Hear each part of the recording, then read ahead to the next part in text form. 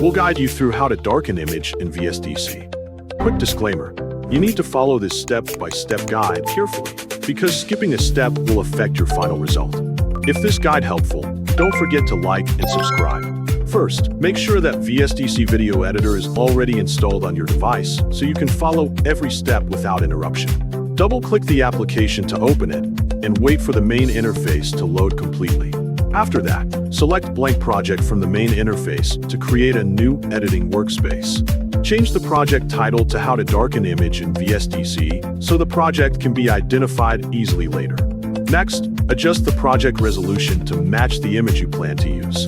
Matching the resolution helps maintain the original image quality throughout the editing process.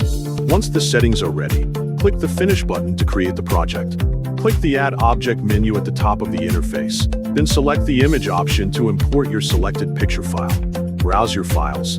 Choose the image you have prepared, and click the Open button. Leave the default object position settings unchanged, then click the OK button to insert the image into the timeline.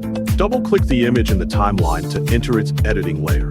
Open the Video Effects menu. Select the Adjustment option, then choose Brightness, Contrast, or Gamma from the available list. Leave the default object position settings unchanged once again, then click the OK button.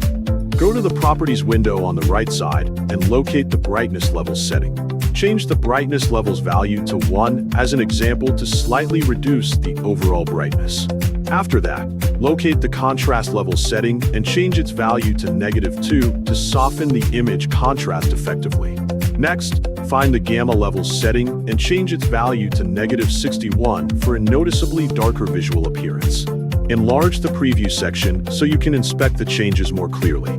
Observe the final result with the applied adjustments and compare it with the original appearance of the image.